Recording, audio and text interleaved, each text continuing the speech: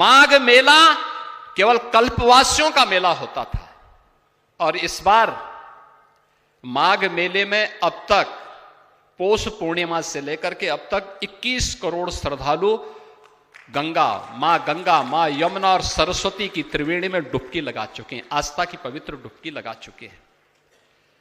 हम जिसे अयोध्या कह रहे हैं, जो काशी है, जो मथुरा वृंदावन है, जो प्रयागराज है, ये जो हरिद्वार है, ये जो बद्री विशाल का बद्रीनाथ धाम है, केदारनाथ धाम है, ये मात्र आस्था के केंद्र नहीं है, ये राष्ट्र चेतना के भी केंद्र बिंदु हैं। राष्ट्र चेतना, राष्ट्र यहां से शक्ति प्राप्त करता है, भारत राष्ट्र यहीं से शक्ति प्राप्त करता है।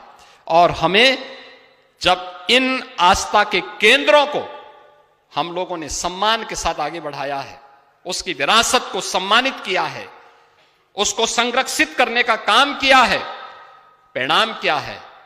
एक बीमारू राज्य उत्तर प्रदेश भारत की अर्थव्यवस्था का ब्रेक थ्रू बन करके आज लगातार प्रगति के एक नए पथ पर अग्रसर होकर के कार्य कर रहा है, आगे बढ़ रहा है। अब उत्तर प्रदेश में अराजकता नहीं है, अब दंगे फसाद नहीं है, गुंडागिर्दी नहीं है, यानी न कर्फ्यू न दंगा, और यूपी में है अब सब चंगा। दंगा और दंगाई दोनों गायब हो गए, कर्फ्यू उनमें लग गया और उस कर्फ्यू को इसलिए लगाने में सफलता प्राप्त हुई है क्योंकि स्पष्ट नीति थी, नियत साफ थी और उन मूल्यों के साथ जब हम लोग आगे बढ़े, आज परिणाम हम सबके सामने देखने को मिल रहा है। उत्तर प्रदेश केवल एक राज्य नहीं है, यह भारत की आत्मा का केंद्र बिंदु भी है और उस केंद्र बिंदु को जगाने का कार्य भारत की हमारी ऋषि परंपरा, भारत की आध्यात्मिक परंपरा, भारत के यशस्वी नेतृत्व के मार्गदर्शन में आज उत्तर प्रदेश आगे बढ़ रहा है। शिक्षा गुरुकुलों के केवल पुस्तकीय ज्ञान नहीं थी, ये जो हमारे गुरुकुल थे ऋषि आश्रम में ही ये संचालित होते थे और ये गुरुकुल केवल किताबी पुस्तकीय ज्ञान के मात्र माध्यम नहीं थे। कृषि, खगोल, आयुर्वेद, शिल्प और प्रशासन, ये सभी व्यावहारिक ज्ञान इन्हीं आश्रमों में हमें सिखाए जाते थे।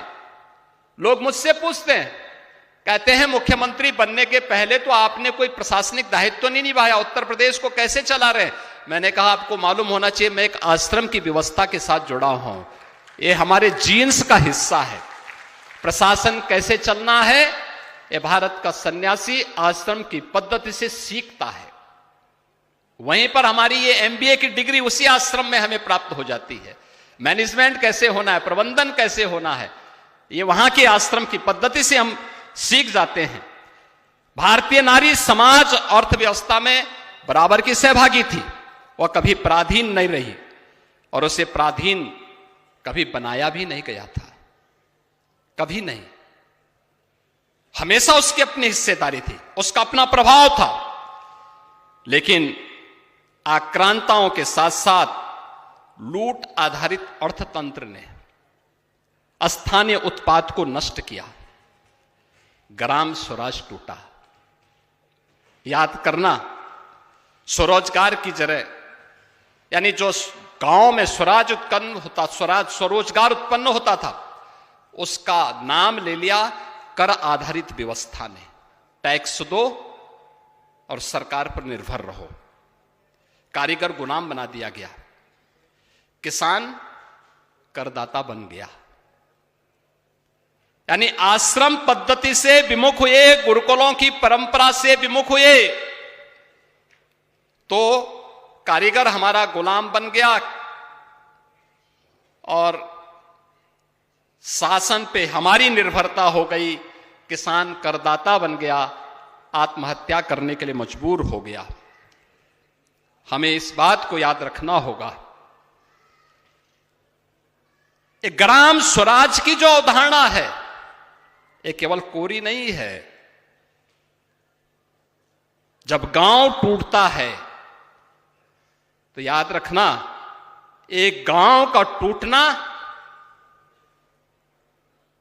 ये केवल एक घटना नहीं है। एक गांव टूटता है तो उस गांव के टूटने के साथ राष्ट्र की नींव हिलती है, राष्ट्र की नींव टूटती है। और यही कुछ हमारे साथ हुआ है। भारत को उत्पादकता से उपभोक्ता बनाने का काम औपनिवेशिक कालखंड में हुआ। भारत की अर्थव्यवस्था 400 वर्ष पहले तक 25% वैश्विक अर्थव्यवस्था में थी। आज हम कहां थे? आज से 11 वर्ष पहले भारत दुनिया की 11वीं अर्थव्यवस्था मात्र बन के रह गई। भारत की हिस्सेदारी 1947 में आते माते वैश्विक अर्थव्यवस्था में मात्र 2% रह गई। और आज नया भारत आदरणीय प्रधानमंत्री जी के नेतृत्व में दुनिया की तीसरी बड़ी अर्थव्यवस्था के रूप में उभर करके आया है, क्योंकि आज हमने अपनी विरासत को समझा है, अपनी विरासत पर विश्वास किया है, उस परंपरा को आत्मसात किया है और आत्मनिर्भरता के इस लक्ष्य को आगे बढ़ाने की दिशा में जब कार्य हुआ है, फिर से भारत एक नई दिशा में आगे बढ़ा है।